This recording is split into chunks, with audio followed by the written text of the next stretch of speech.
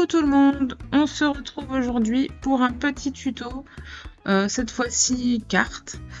On va être sur le thème de Pâques justement pour vous présenter aussi la planche du même nom de Graffiti Girl. Donc cette planche elle est super sympa, on a quand même un beau bouquet de jonquilles qui est quand même assez grand, un lapin super sympa et puis des œufs forcément. Avec 3 petits textes, donc ça va permettre de faire pas mal de choses avec juste une planche de tampon. Donc là, sur cette vidéo, j'utilise principalement d'ailleurs que cette planche de tampon là et 2 pochoirs. Mais même les pochoirs à la limite sont facultatifs, mais bon j'avais quand même envie d'avoir un peu de texture, donc j'ai utilisé 2 pochoirs.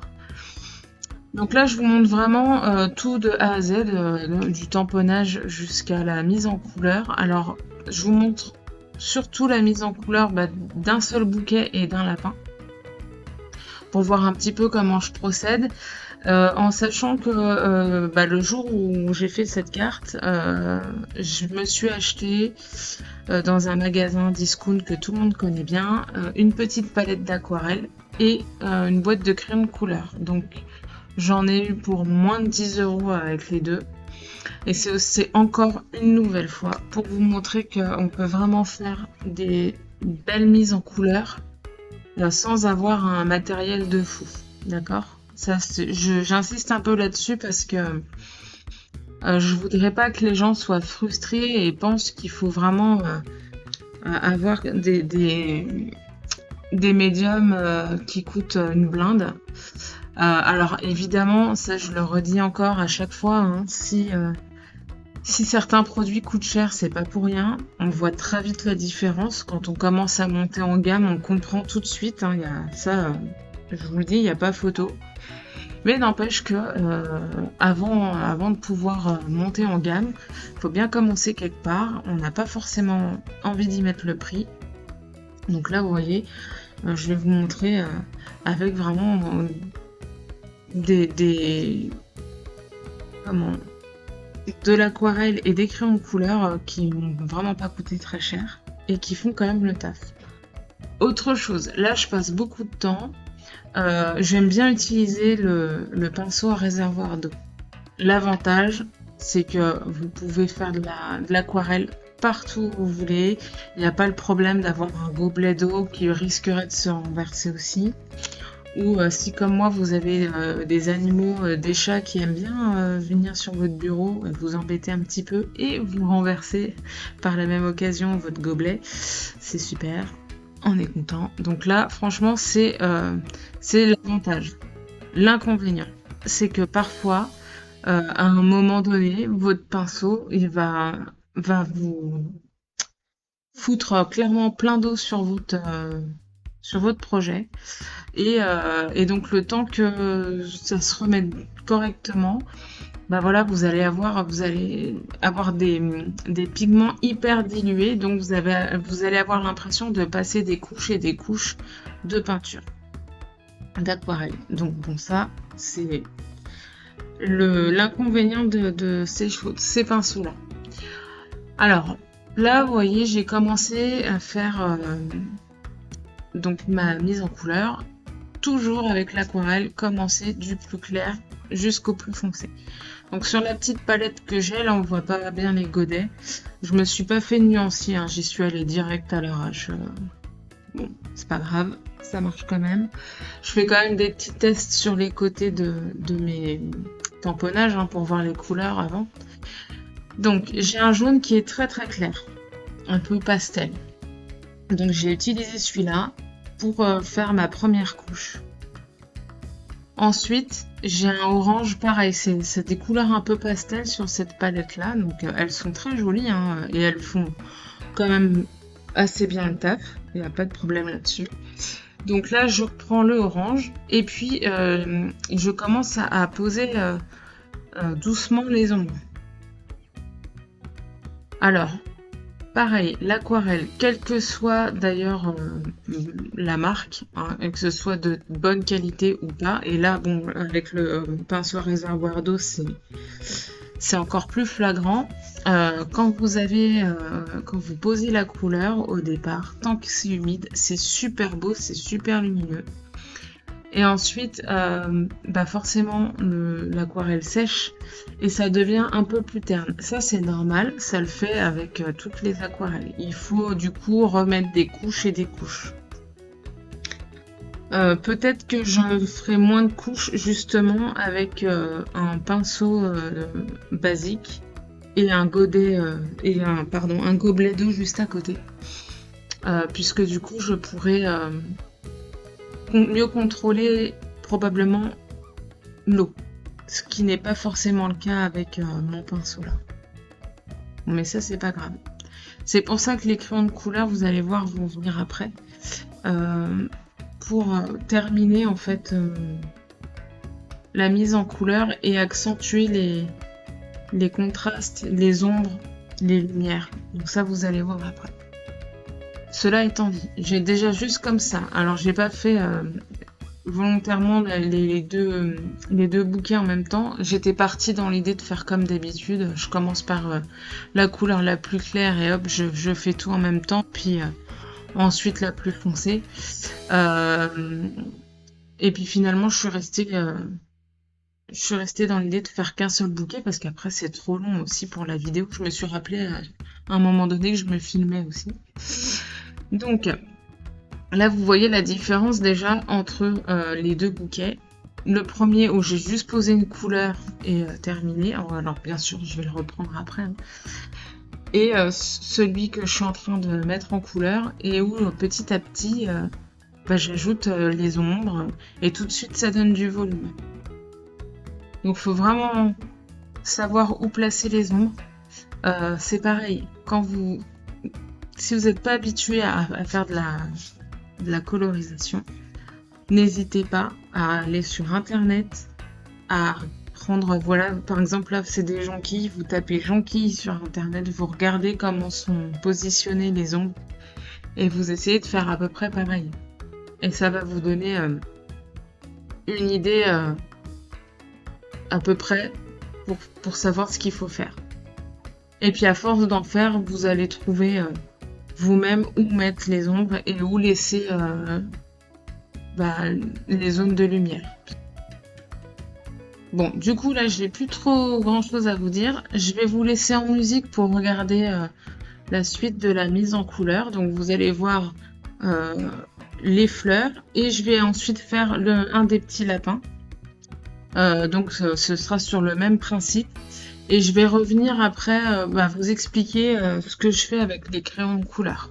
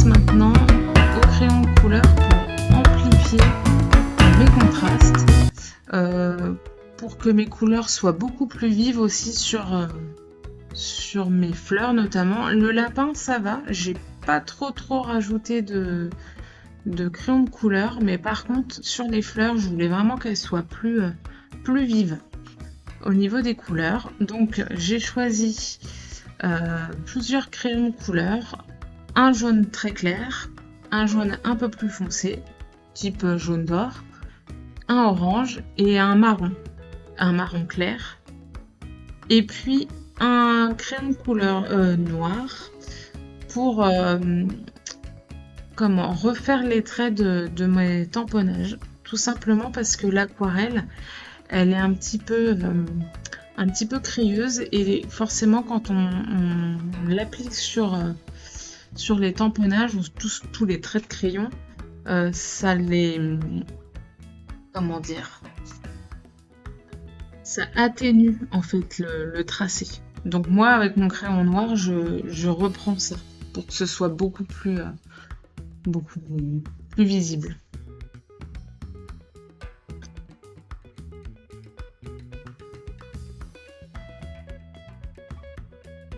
Donc ça m'a pris un petit peu de temps, mais je suis quand même contente.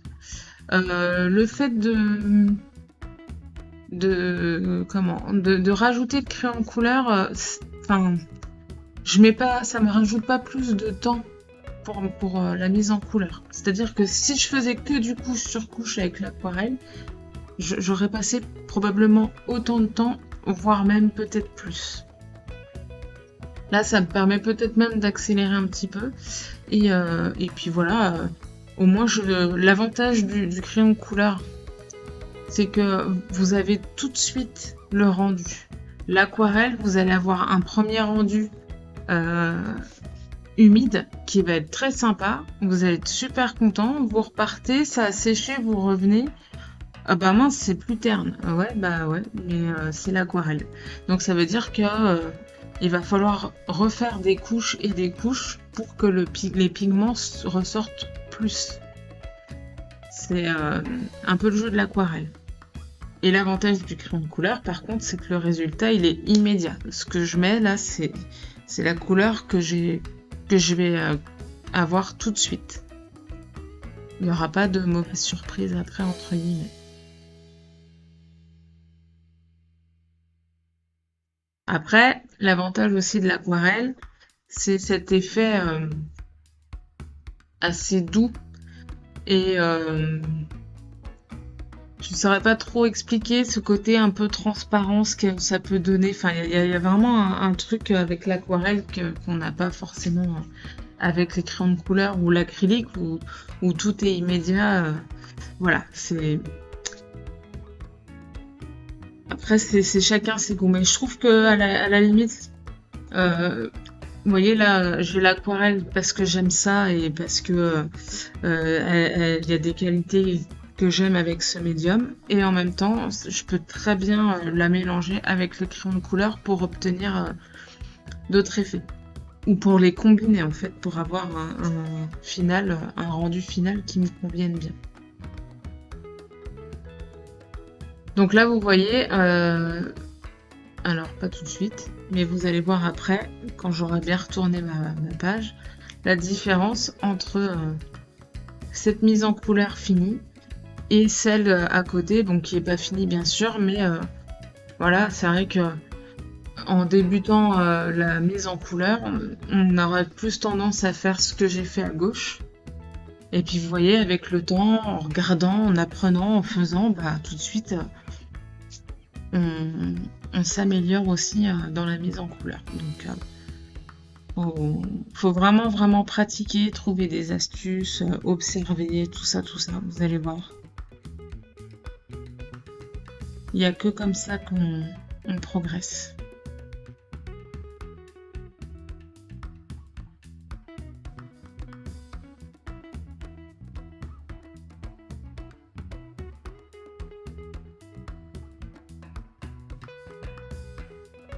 Alors, là je fais pareil avec le petit lapin. mais sans plus, enfin je passe moins de temps quand même dessus parce que voilà, l'aquarelle, vous voyez, c'est quand même assez doux. Donc je fais vraiment juste un petit peu de contraste par-ci par-là, un peu plus de couleur à certains endroits, mais vraiment c'est du détail. Alors ce qui peut être bien aussi avec le crayon de couleur, c'est que si vous aimez vraiment ce côté un peu crayonné dessin, forcément vous allez donner vachement plus d'effets. Vous pouvez donner de l'effet et de la texture sur une mise en couleur avec des crayons de couleur qu'avec de l'aquarelle, puisque c'est beaucoup plus lisse.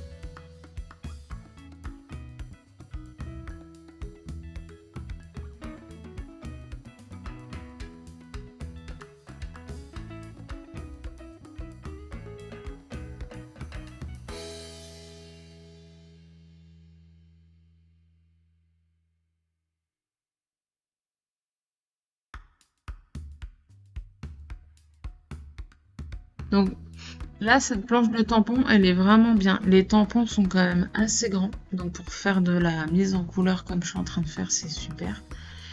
Donc voilà, là j'ai terminé. Mes fleurs, mon petit lapin. Voilà. Donc c'est super top. Elle est vraiment bien cette planche. On arrive sur la partie donc de mise en place des motifs et la création du fond. Alors, je reste dans le même esprit que le début de ma vidéo et la mise en couleur. Donc vous savez, pour celles qui me suivent depuis un petit moment, j'aime bien utiliser différents types de médiums pour mettre des choses, enfin pour faire mes fonds, pour mettre en couleur, et là notamment les simples feutres d'écolier, encore une fois, les revoilà. Voilà, donc j'avais envie d'un fond, alors du vert en bas, du bleu en haut, forcément, pour faire un côté ciel et terre, sans me prendre la tête non plus. J'avais un petit peu le sentiment de faire n'importe quoi quand je faisais mon truc. Mais bon, c'est pas grave. Alors là, vous avez vu hors caméra, j'ai mis en couleur les œufs, un autre lapin et puis l'autre bouquet de jonquilles. Ça me permet... alors, l'avantage, comme quand je fais ce genre de choses, et c'est pour ça que je le dis sur toutes mes vidéos, en général, je fais plusieurs tamponnages, je fais plusieurs colorisations, et ça me permet, quand je commence un projet, d'avoir du choix et de pas me soucier des couleurs que je vais utiliser. Donc, alors bon, les jonquilles, c'est jaune, alors je les ai fait jaunes, mais j'aurais très bien pu m'amuser à faire autre chose qui avait rien à voir. Bref. Donc, là, j'utilise le pochoir pierre pour donner un peu de texture, pour avoir un effet vraiment sol. Et j'utilise le pochoir éternel avec les fleurs. Et donc j'utilise de la Distress Oxide. Alors le vert c'est la Twisted Citron.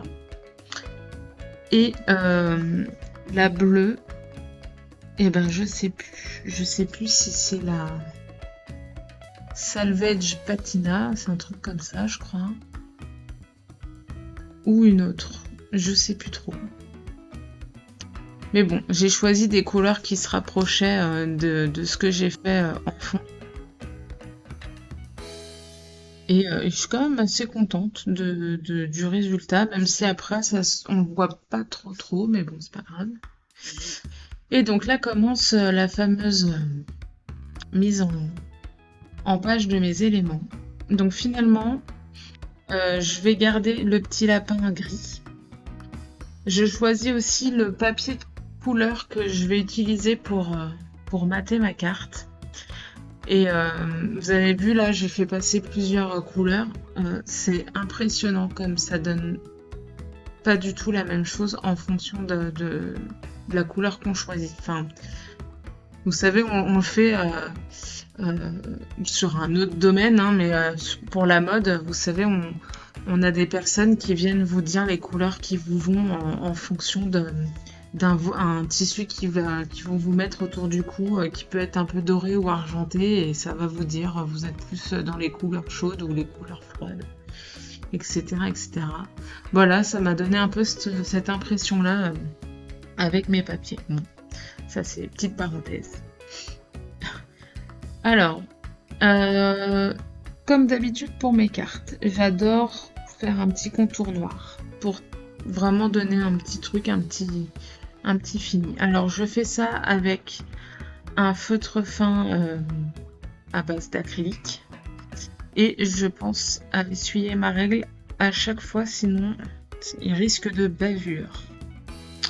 Et ça c'est moche quand on arrive presque à la fin d'un projet. Voilà, et donc comme d'habitude, je mets 3 plombes à mettre tout en place.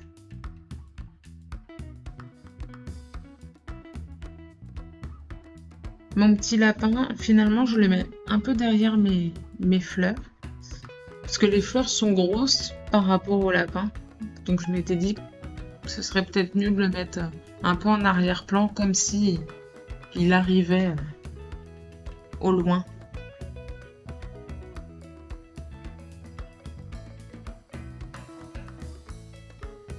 Et donc cette mise en page me convient. Donc voilà, je mets un peu de profondeur en cachant un œuf derrière mon bouquet, en mettant 2 autres devant. Ça me permet aussi de cacher le bas de mes fleurs.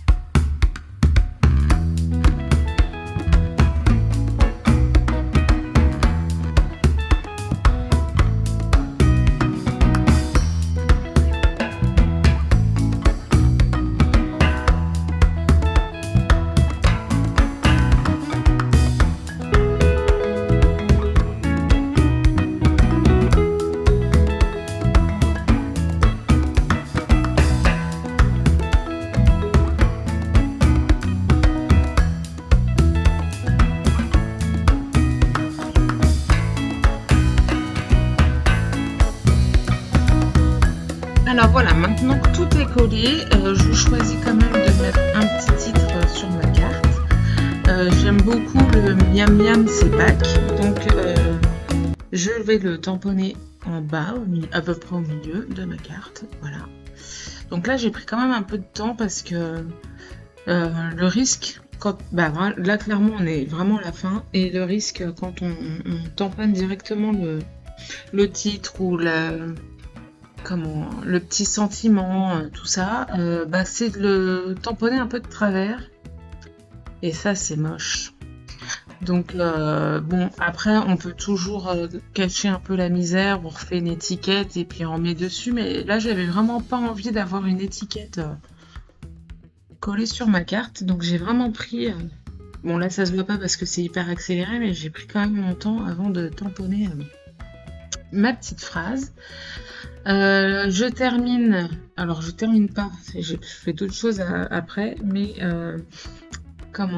je mate ma carte sur mon fond jaune, du coup c'est nickel, le jaune correspond à peu près au jaune de mes jonquilles. Je mets un petit peu de texture, je rajoute des petites choses avec les Nuvo Drop, donc j'en mets un petit peu partout.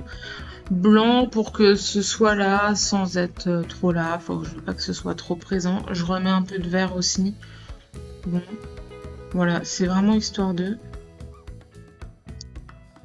faire des petites, voilà, un petit peu de relief. Et puis ça faisait longtemps, donc je rajoute des paillettes, je rajoute des sequins. Alors là, c'est les petits sequins blancs. Voilà, je voulais pas mettre du doré, je voulais rien mettre. Elle est déjà très colorée ma carte, donc je voulais quand même rester sur quelque chose d'assez assez neutre. Donc voilà, voilà. Donc ma petite carte est terminée. J'espère que ce petit tuto vous a plu. N'hésitez pas à mettre un petit pouce en l'air si ça vous plaît, à vous abonner si c'est pas déjà fait. Un petit commentaire aussi, c'est toujours sympa. Et puis on se retrouve plus tard. Bye bye!